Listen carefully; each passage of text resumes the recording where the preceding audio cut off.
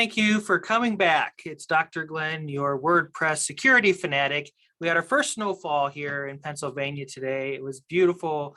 My wife was thrilled about it. And so I decided to come on here and maybe share the loves a little bit. So I'm going to give you a tip. Now, this is an important one. I hope you're paying attention, because one of the most common security issues that I see when I go to help people is that a rogue file, a PHP file, managed to slip into their WordPress and cause all kinds of trouble. So how does this happen? Well, a very common hack where a plugin gets hacked or becomes vulnerable allows people to upload a PHP file into the uploads directory.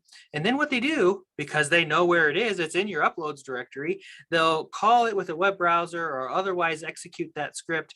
And suddenly it goes out and it changes the permissions of your files and renames things and causes all kinds of havoc. It replicates itself all over. So it's very difficult. It embeds into the database and the like, and then you have to hire somebody like me to come and help you because it's everything's crazy. So let me show you how to make it so that can't happen. And so how do we do that? Well, one of the techniques is to make it so that no PHP file can run in your uploads directory. There's no reason for there to be a PHP file in that directory. That's where your images and stuff go. So what we do is we just lock that down. This is part of the WordPress hardening that I do for every client.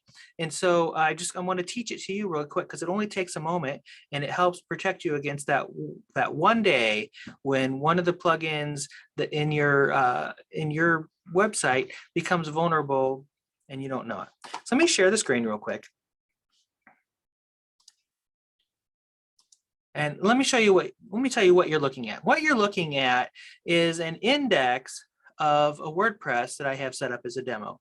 So here's the domain name, and then there's the WP content directory and the uploads folder. So when you upload a file into the uploads folder, it goes into one of these files or it slips into here. Okay, so if a rogue script uploads into your uploads file, you would see it in here, and they would know how to use the browser to execute that because they know what the name of the file is.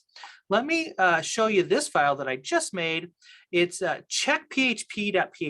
Amazing. I'm so good at naming files, I have to tell you.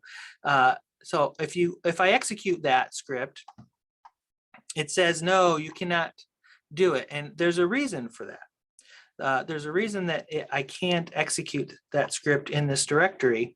So let me go into the file manager, and we're going to sneak over to the public HTML directory, and then the WP content directory, and then the uploads directory. And we're going to see that I have an htaccess file in here. Now, if I were to rename that htaccess file, basically it's like turning it off for a minute, and I go back over here, and I execute that file, it works. So that's just that checkphp.php file I made. All it does is it prints the text. Yes, PHP is working in this folder. So how did I turn it off? Well, let me show you. I'm going to edit this file so you can see the code. It's just a little snippet of code. And basically, if you read it in plain language, it says, regarding files, any PHP file, okay, this is a wildcard. So anything .php, deny from all. Okay, so take a good look at that code.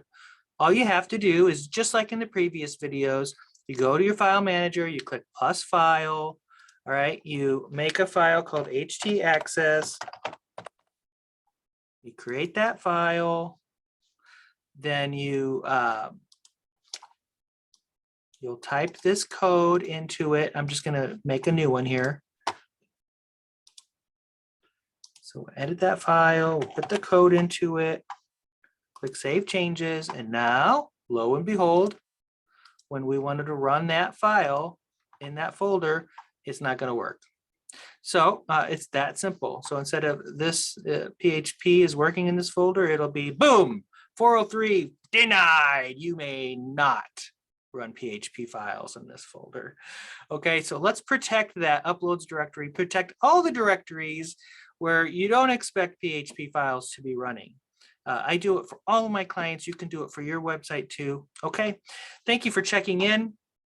I hope that I can continue to keep sharing these kinds of gems of wisdom to help people like you protect your websites, take care of your customers, take care of your business, choose good hosting and use good security techniques.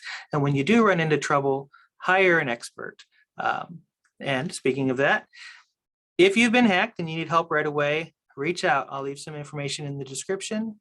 And until I see you next time, take care of yourself and each other. And thanks again for coming by.